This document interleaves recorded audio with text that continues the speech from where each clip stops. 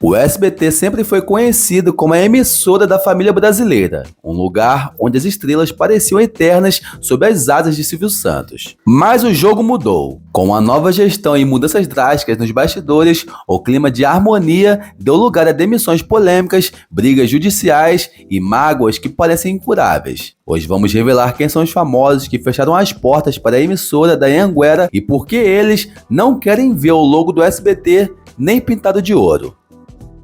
Então, pessoal, eu sou o Diogo e no vídeo de hoje nós vamos relembrar alguns famosos que, devido a brigas ou outros motivos, romperam as relações com o SBT. Quem será que está nessa lista, hein? Mas antes, se inscreva no canal, ativa o sininho e deixe o seu like, hein? E caso você queira ter um contato mais próximo comigo, me segue lá no Instagram, que é Diogando com 3 horas no final. E a palavrinha que você vai comentar hoje vai ser SBT. Lembrando que quem comentar, eu vou deixar meu coraçãozinho. E assiste o vídeo até o final porque vocês vão se surpreender com alguns.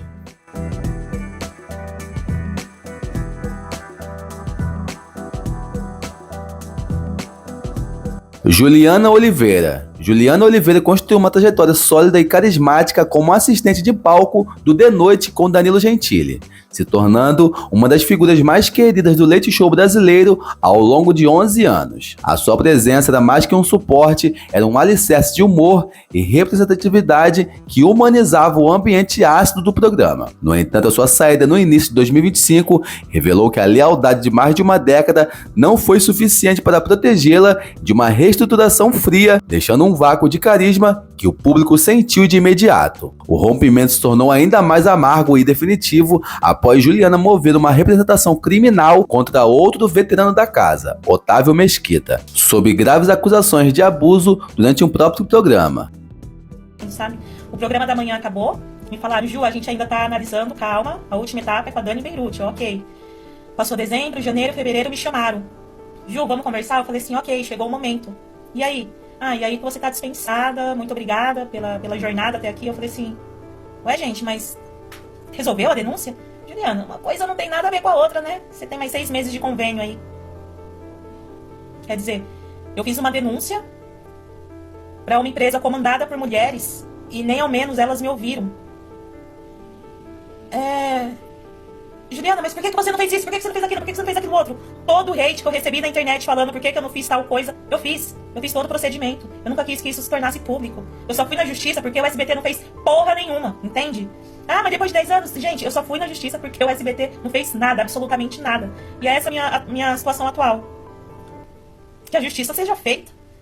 Que a justiça seja feita. Esse episódio não apenas encerrou sua história na emissora, mas expôs uma suposta cultura interna de proteção a figuras estabelecidas em detrimento de outros talentos. Para piorar a situação dela, como não tinha provas o suficiente, ela perdeu o processo que movia contra Otávio e, de quebra, agora ele que está movendo um processo contra ela, por calúnia e difamação pública. O que acharam dessa história toda? David Cardoso Jr. David Cardoso Jr., herdeiro do rei da chanchada, manteve uma relação de quase 15 anos com o SBT, participando de quadros de humor e programas de auditório onde sua versatilidade era sempre acionada. Apesar da longevidade, David expôs uma ferida comum nos bastidores da TV, a precariedade contratual. Segundo o ator, ele serviu a casa por mais de uma década sem um amparo de um contrato formal ou benefícios básicos, o que demonstra uma relação baseada em uma confiança que, no fim das contas, mostrou-se unilateral. A briga entre David Cardoso Jr. e o SBT atingiu o ápice em dezembro de 2025, resultando na demissão e no banimento do ator da emissora após ele criticar publicamente a aproximação do canal com o atual governo. O conflito explodiu quando Cardoso, que participava há 14 anos do humorístico A Praça é Nossa, usou as redes sociais para detonar a recepção calorosa que a família Bravanel ofereceu ao presidente Lula e ao ministro Alexandre de Moraes durante o lançamento do portal SBT News, alegando que tal postura traía o legado de Silvio Santos e os princípios conservadores que ele acreditava serem a base da empresa. Concessão tem que receber um presidente da República? Até pode ser. Receber um presidente da República, receber autoridades, tudo bem. Agora, o ministro Alexandre de Moraes, não. É ministro, ele não é político. Ele é ministro, que se acha, que está, na verdade, que está presidindo o Brasil. Está presidindo o Brasil. Ele é o verdadeiro dono do país. Mas é uma vergonha o que foi feito. A palavra que eu tenho é decepção e vergonha. Decepção, principalmente. Porque uma coisa é você receber Lula com a canja lá, com aquela coisa, sabe, recebeu lá, bem-vindo e tal. Outra coisa é do jeito que foi abraçado, enfim, eu achei que foi uma coisa muito parecida, que era um encontro de família, encontro de amigos inseparáveis. Isso que pegou mal, pra mim, pegou muito mal. Essa foi a minha maior decepção. Contratado nesses 14 anos, eu nunca fui contratado. Na verdade, nunca me valorizaram lá dentro. Nunca me deram um contrato. Nunca me deram um plano de saúde, nunca me deram, mas eu não tenho mágoa nenhuma. Eu só tenho amigos lá dentro. Mas muitos amigos. Muitos. Ratinho, Celso Portioli, pessoas que eu gosto do fundo do meu coração mesmo. A família do Carlos Alberto de Nóbrega, o Carlos Alberto com o Marcelo, com o Beto. Eu em 14 anos nunca cheguei um dia atrasado, nunca cheguei um dia sem texto decorado, nunca tive uma única reclamação em 14 anos. Mas o que está acontecendo no Brasil chama-se inversão de valores. E eu sou a maior prova de que a inversão de valores está muito explícita. Porque eu, hoje, depois de 14 anos trabalhando no SBT, dedicando uma parte da minha vida para o SBT, sou persona não grata lá dentro. Enquanto que o Lula, que é persona não grata pelo Benjamin Netanyahu, pelo presidente, pelo primeiro-ministro de Israel, ele é persona não grata em Israel, mas ele é muito bem quisto no SBT, fundada por um judeu. A inversão de valor, ou seja, no Brasil o crime compensa realmente, tá? O crime compensa. Eu vou repetir, eu sou persona não grata no SBT, porque eu pronunciei uma coisa defendendo o próprio SBT, dizendo que eu não acho justo que um homem que é persona não grata em Israel suba no palco de uma emissora de televisão fundada por um judeu que tinha muito orgulho do povo judeu. Então é isso, e por causa disso eu virei o bandido para eles. Enquanto, né, e não preciso explicar mais nada, né? Tá mais do que dito. Em resposta, o SBT cortou os vínculos com o artista e o declarou persona não grata, o que levou David a gravar vídeos de desabafo acusando a direção de perseguição ideológica e de se vender por interesses políticos. Esse embate recente reacendeu uma ferida histórica da família Cardoso com o canal, remetendo ao episódio em que seu pai, o cineasta David Cardoso, o rei da também rompeu com a emissora anos antes e chegou a devolver troféus ganhos no palco de Silvio Santos por se sentir desvalorizado e humilhado profissionalmente. Lívia Andrade.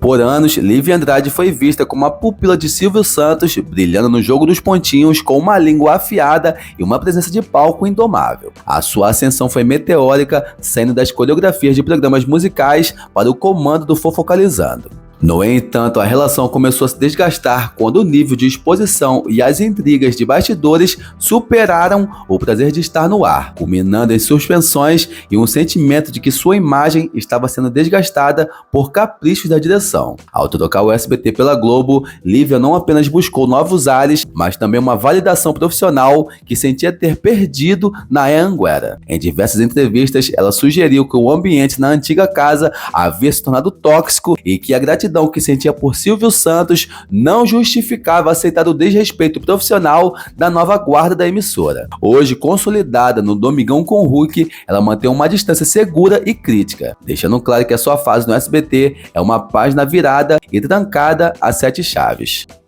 A gente combinou que quando saísse eu ia fazer um texto bonito. A questão foi, não me deram a oportunidade, depois de mais de 20 anos do SBT, de SBT, escrever um texto bonito e postar uma foto. Foi isso que eu fiquei pé da vida. Por quê? Mas a rede social é tua. Pois é, mas anunciaram antes e anunciaram de uma maneira bem escrota, é a palavra. Como, tipo assim, como se eu tivesse saído e botaram, tipo, várias pessoas num bonde, tipo assim, a emissora demitiu o bloco. Eu não me lembro exatamente como foi isso. Faltou carinho. Faltou porque não foi assim. Eu pedi pra sair, porque aquilo não tava me fazendo mais feliz. Eu tava ganhando em casa. Eu ganhava bem, tinha 2 salários. Eu não queria fazer o programa Silvio Santos com a Patrícia. Pra mim só fazia sentido o programa Silvio Santos com o Silvio Santos. E uma coisa que eu falo, tenho um carinho, eu gosto muito da Patrícia, mas o amor, o respeito e a consideração que eu tenho pelo Silvio jamais será o mesmo pras filhas ou pra quem quer que seja naquela emissora. Porque sentimento é muito individual, tá, gente? E não é porque eu não tenho esse mesmo carinho que existe uma ingratidão. Porque também existe uma outra coisa que é assim. Eu sei a profissional que eu sou. Eu sei. Eu sei do que eu sou capaz. Qual é o meu diferencial? Não que eu seja melhor que ninguém, mas eu sou diferente. Nem melhor nem pior, diferente. É verdade. E eu tenho as minhas armas secretas. Que na hora do vamos ver mesmo, pau pra toda obra, tô lá. Então, eu acho muito injusto quando as pessoas colocam, principalmente a mulher, a profissional, como se eu estivesse fazendo um favor. Até porque eu era muito bem remunerada pra estar lá. E o Silvio nunca foi nenhum bobinho, não é à toa que ele construiu um império, não é à toa que ele é gênio. Silvio é gênio, é diferenciado. Então, se eu estava ali, não é porque ele estava me fazendo um favor, Porque ele achava que, ela é engraçadinha, deixa ela aí. Se fosse engraçadinha, engraçadinha, lá tava lotado, não ia ter espaço pra um bando de engraçadinho. Márcia Dantas. Márcia Dantas personificou a ascensão do jornalismo vibrante e popular no SBT, saindo das reportagens de rua para a bancada do principal telejornal da casa, o SBT Brasil. A sua trajetória foi marcada por competência e uma conexão genuína com o telespectador, sendo considerada uma das grandes apostas da emissora para renovar a sua credibilidade informativa. Contudo, as constantes mudanças de horário, trocas de comando e a instabilidade do departamento de jornalismo começaram a minar a sua confiança no projeto. A briga entre a jornalista Márcia Dantas e o SBT não se resumiu a uma discussão isolada, mas sim a um longo processo de desgaste profissional e promessas descumpridas que culminou em sua demissão em janeiro de 2025. O mal-estar teve início quando Márcia foi removida da bancada principal do SBT Brasil para a entrada de César Filho, sendo remanejada para o programa Tá Na Hora e posteriormente para o bloco matinal. Movimentações que foram vistas pelo público e pela própria apresentadora como um rebaixamento de prestígio. A atenção se tornou pública após a sua saída, quando Márcia expôs em entrevistas a sua mágoa com a diretoria, afirmando que havia recebido garantias de novos projetos estratégicos para 2025, apenas um mês antes de ser dispensada. Além disso, a jornalista gerou polêmica ao sugerir que sua demissão poderia estar relacionada ao fato de ter comunicado à emissora o seu desejo de engravidar no ano seguinte, criticando duramente o que chamou de falta de humanidade e de liderança na nova gestão da emissora após o falecimento de Silvio Santos. Antes de demissão, Márcia Dantas revelou que desejava engravidar em 2025. Correio Brasiliense. Verdade ou mentira? Verdade. Uma semana antes eu estava no programa da Patrícia, que é o programa do Silvio, né, que ela faz, e falei que tinha vontade de engravidar, que viria bebê em 2025. E uma semana depois eu estava na rua. E aí, menina, como que você recebeu essa notícia? Eu não posso dizer que isso foi realmente... Você acha que isso contribuiu para Mas sua eu acho que demissão? contribuiu, com certeza. Acho que sim. Hoje eu enxergo que sim. Teve diretor que não quis me receber, que ficou esperando... eu nunca contei isso. Não, sinta vontade. O mesmo diretor que tinha me feito várias promessas para 2025 foi a pessoa que fugiu de mim no dia que eu me demiti. Ele ficou esperando eu ir embora no carro dele, e eu só soube disso depois que as pessoas me contaram. Mas aí eu falei, eu não vou embora daqui enquanto ele não aparecer. E aí ele teve que ser obrigado a sair do carro dele, entrar na TV pra falar comigo. Isso só porque eu não queria que ele mudasse de opinião ou trocasse a decisão, não. Mas eu só queria entender dele. O que mudou do mês passado que você me prometeu que eu teria um programa em 2025, que eu seria uma profissional de destaque, que o SBT contava comigo? O que mudou do mês pra cá? Que eu não entendi. Só era isso. Porque todo mundo pode ser demitido, amanhã muda tudo, não tem problema. Sim. O problema pra mim foi a falta de respeito, né, nesse fim, assim. Você achou que juntou, por exemplo, a questão de você querer ser, da maternidade, de você querer ser mãe, e o salário era alto? Porque tava tendo redução, aí juntou uma coisa com a outra? Só que presta assim, atenção, por que só o salário da mulher é o alto? Porque eu não ganhava, inclusive eu ganhava menos do que todos os homens que ocupavam o mesmo cargo que eu. Então por que só o meu salário era alto? Então tem alguma coisa aí, né? Eu não vou citar o nome de outros jornalistas, mas eu sei quanto eles ganham. Ludmilla. O caso de Ludmilla com o SBT é o exemplo mais emblemático de um rompimento por princípios éticos e morais. Uma das maiores estrelas da música brasileira atual, Ludmilla decidiu banir o SBT da sua agenda após a emissora manter em seu quadro de funcionários o apresentador Marcão do Povo, que utilizou termos racistas como pobre macaca para se referir a ela em rede nacional. Então hoje eu anuncio publicamente que fui inocentado de toda e qualquer denúncia de calúnia de crimes de ódio e contra a raça. Que não dá pra entender. Era pobre macaca, pobre, é uma coisa que não dá pra entender. Era pobre macaca, pobre. Hoje eu recebi uma notícia, um vídeo na verdade, de um apresentador do SBT que não foi transparente mais uma vez com seu público. Ele não foi inocentado, gente. Na verdade, ele usou uma manobra pra se livrar das consequências. A justiça reconhece o racismo que ele cometeu comigo, contra mim, né? Mas ele não vai pagar nada por isso. É uma manobra processual absurda, que eu tô indignada, mas que ele não vai cumprir os efeitos da decisão.